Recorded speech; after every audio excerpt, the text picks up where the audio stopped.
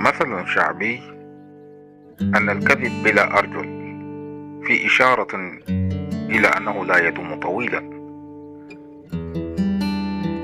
يخالف ذلك فرانسوا فولتير حيث يقول: للكذب 3 أرجل، الأولى هي أن تجيد الكذب، الثانية أن يتوفر عدد من الحمقى الذين يكررون هذه الكذبة بلا وعي، والثالثة هي أن يكون من يعرفون حقيقة الكذبة جبناء بما يكفي ليسكتوا عما يعرفون أنه كذب.